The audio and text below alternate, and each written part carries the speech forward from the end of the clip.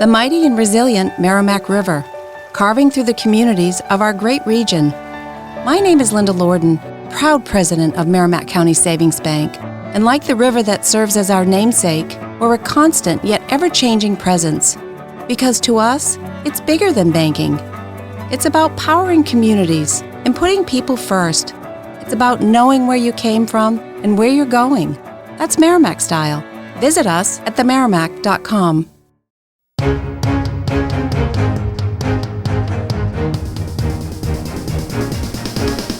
This is the Washington Times front page for Wednesday, July 24th, 2024. Thanks for joining us. I'm George Gerbo.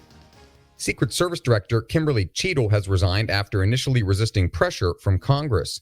Lindsay McPherson reports Cheatle announced her resignation in an email to staff. She said she takes full responsibility for the security lapse at the July 13th campaign rally in western Pennsylvania, where former President Trump was nearly assassinated. Homeland Security Secretary Alejandro Mayorkas confirmed that Cheatle resigned and announced that a deputy would take over as acting director. Cheatle's testimony before the House Oversight Committee on Monday drew bipartisan condemnation and calls for her to resign after she dodged most committee members' questions. Vice President Kamala Harris took the fight to former President Trump in the battleground state of Wisconsin, her first campaign stop as the presumptive Democratic nominee. Jeff Murdoch and Dave Boyer report Harris spoke to more than 3,000 cheering supporters near Milwaukee, saying her 105-day sprint to Election Day is a fight for the future. She leaned heavily into her background as a prosecutor to draw a contrast with Trump, who was convicted on 34 felony counts in a New York fraud case. Harris reminded supporters that she has taken on perpetrators of all kinds, prompting chants of "lock him up," an echo of Trump's rallies when he ran against Hillary Clinton in 2016. Harris has already locked up enough delegates to win the Democratic nomination sometime before the Democratic National Convention begins in Chicago, August 19th. The campaign said it raised about $100 million in the first 36 hours after President Biden bowed out of his re-election bid on Sunday.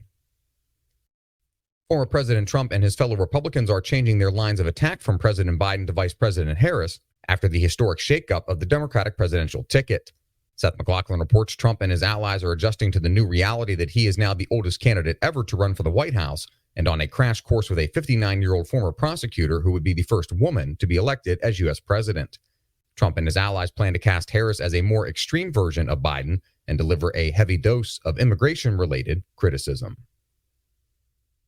An inspector general's report has found children in federal government child care centers were exposed to high levels of lead and copper after pandemic shutdowns because officials rushed to reopen buildings without flushing their water systems. Stephen Dinan reports the General Services Administration IG found that after buildings closed, water stagnated and contaminants rose to dangerous levels. When the buildings were reopened, the GSA's Public Buildings Service often failed to meet its own rules for testing and flushing the water systems. A child care center in Seattle had lead levels 14 times higher than what was considered critical, and a center in Atlanta had 6 times the critical level of lead. And finally, a recent academic survey shows that college students don't know much about history, civics, government, or politics. Sean Salai reports the American Council of Trustees and Alumni survey found that only 35% of 3,000 undergraduates surveyed knew that Mike Johnson was the Speaker of the House of Representatives. Only 27% knew that Vice President Kamala Harris was the President of the Senate, and only 37% knew that John Roberts was the Chief Justice of the United States. Additionally, 60% didn't know the length of terms of U.S. senators and representatives, which are 6 years and 2 years, respectively. Find all today's front page stories at WashingtonTimes.com/front page or the Washington Times app, and find us wherever you get your podcasts. You can also find us on social media at Wash Times for breaking news, sports, commentary, and more. For the Washington Times, I'm George Gerbo.